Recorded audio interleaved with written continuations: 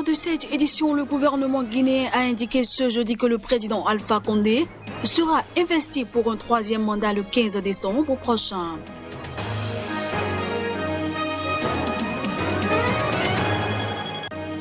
Crise politique en République démocratique du Congo, l'Assemblée nationale a demandé une enquête interne sur des accusations de corruption.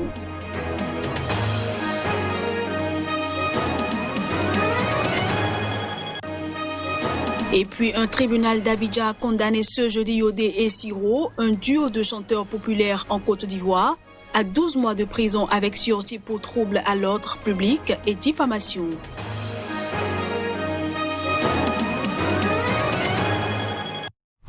Merci de toujours préférer Sika TV pour vous informer. À toutes et à tous, bienvenue.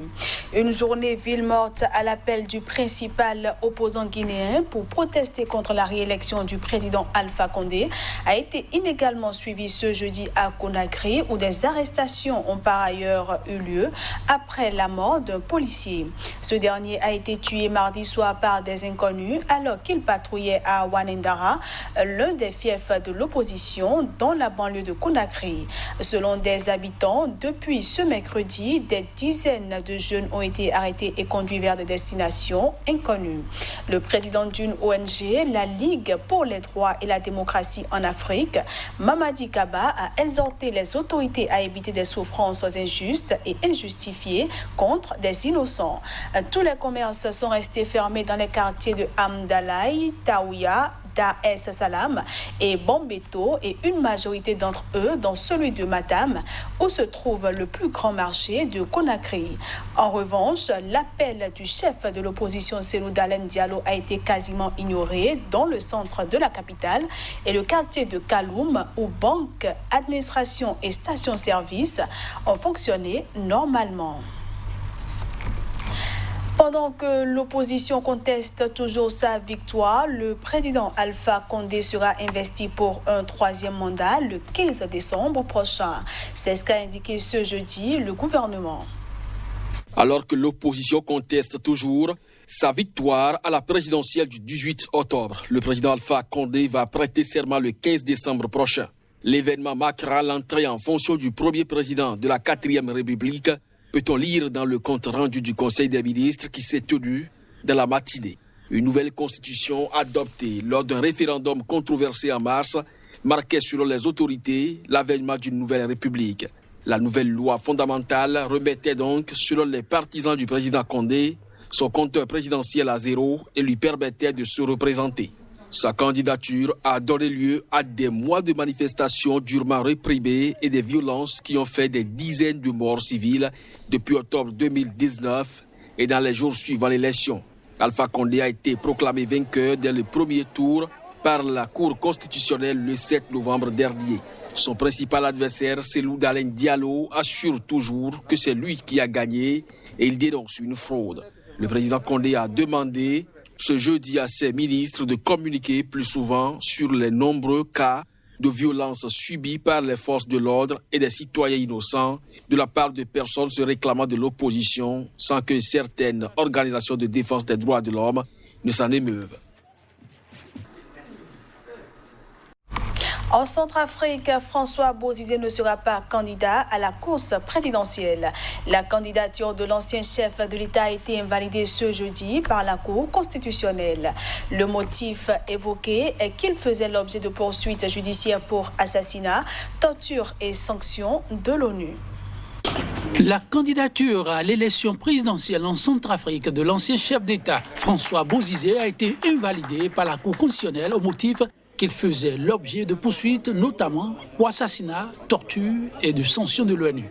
François Bozizé, ancien président, était le seul qui pouvait inquiéter sérieusement Faustin Archange Touadéra, l'actuel président, selon les observateurs. Mais sa candidature vient d'être invalidée par la Cour constitutionnelle. La juridiction observe que le candidat fait l'objet d'un mandat d'arrêt international lancé contre lui le 31 mars 2014 devant la justice de son pays, notamment pour assassinat, arrestation, séquestration, détention arbitraire et torture. Selon les thèmes d'une résolution du Conseil de sécurité de l'ONU, le candidat fait l'objet de sanctions renouvelées le 28 juillet 2020 et il déroge aux critères de bonne moralité inscrits dans le code électoral poursuit la juridiction suprême dans sa décision. La Cour a également invalidé 3 autres candidats. Avec Touadéra, il reste en définitive 18 candidats en lice pour un scrutin qui s'annonce sous haute tension. Nombre de Centrafricains, mais aussi d'humanitaires et de diplomates redoutent que François Bozizé, déjà auteur de plusieurs tentatives de putsch depuis près de 40 ans et arrivé au pouvoir par un coup d'État en 2003, ne tente de reprendre le pouvoir par la force. Le premier tour des élections présidentielles et législatives est prévu pour le 27 décembre prochain. En République démocratique du Congo, l'Assemblée nationale a demandé une enquête interne sur des faits graves de corruption sous forme de tentative d'achat de députés et ce, en pleine crise avec le chef de l'État, Félix Tshisekedi. Des députés congolais ont dénoncé le 9 novembre dernier des allégations de fraude et de corruption visant à obtenir leur adhésion viciée à certaines démarches à caractère parlementaire. Suite à cette dénonciation, la présidente pro-Kabila de la Chambre basse, Janine Mabunda, a saisi un comité des sages de l'Assemblée pour faire toute la lumière sur les graves allégations de corruption. Le parti présidentiel UDPS, Union pour la démocratie et le progrès social, a tenté de corrompre un certain nombre de députés, notamment ceux issus du FCC, a dit une source parlementaire qui a requis l'anonymat. Selon cette source, ils se sont vus proposer de l'argent pour signer une pétition visant à faire tomber le bureau de l'Assemblée nationale et sa présidente. Le Front commun pour le Congo, FCC, a revendiqué au moins 305 députés sur 500 à l'Assemblée nationale. Englué dans les tensions avec le FCC, le chef de l'État a organisé des consultations politiques afin de créer une union sacrée de la nation. Félix Tshisekedi, qui gouverne en coalition avec la majorité parlementaire, Front commun pour le Congo FCC, fidèle à son prédécesseur Joseph Kabila, doit annoncer dans les jours qui viennent des solutions pour sortir de la crise avec ses partenaires du FCC. Je l'annonçais en titre, un tribunal d'Abidjan a condamné ce jeudi Yodé et Siro, un duo de chanteurs populaires en Côte d'Ivoire, à 12 mois de prison avec sursis pour trouble à l'ordre public et diffamation, ceci après avoir critiqué publiquement un magistrat. Pour avoir critiqué le travail du procureur d'Abidjan, Richard Adou, lors d'un concert le week-end passé à Yopougon, Yodé et Siro ont été condamnés ce jeudi à 12 mois de prison avec sursis. Le procureur est le procureur d'un seul camp. C'est quel pays allait dire au procureur Adou Richard que mort est un mort, avait chanté les artistes selon une vidéo partagée sur les réseaux sociaux. Les deux chanteurs ivoiriens ont également écopé d'une amende de 5 millions de francs CFA chacun lors d'un procès en flagrant délit. Vous avez une période probatoire de 5 ans pour vous assagir, sinon le sursis sera levé, a averti le juge Charles Béni. Le procureur avait requis 24 mois de prison pour ces deux chanteurs ivoiriens placés en garde à vue ce mercredi après une longue audition à la gendarmerie. Ce procès est celui de la liberté de conscience, de la liberté d'expression et de pensée, a réagi leur avocat, maître Dobweme Kone, dans une salle archi-comble.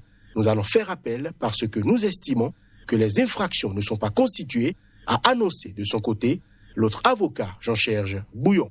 De leur vrai nom, Dali Djedje et Sylvain de Cavaes Abba, Yodé et Siro sont connus pour être très critiques à travers leurs chansons envers le pouvoir politique, aussi bien le régime actuel du président Alassane Ouattara que le régime précédent de l'ex-chef de l'État, Laurent Gbagbo. On dit quoi? Un des titres de leur album Héritage, sorti cette année, a été souvent repris lors des réunions de l'opposition.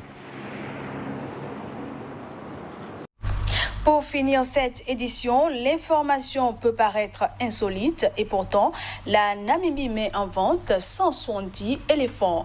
Le gouvernement veut ainsi restreindre leur nombre sur son territoire. La Namibie, rappelons-le, confrontée à une sévère sécheresse. C'est à travers une annonce publicitaire que l'information a été rendue publique. Le gouvernement namibien a proposé 170 éléphants de grande valeur à la vente et appelé les acheteurs nationaux et internationaux à se manifester.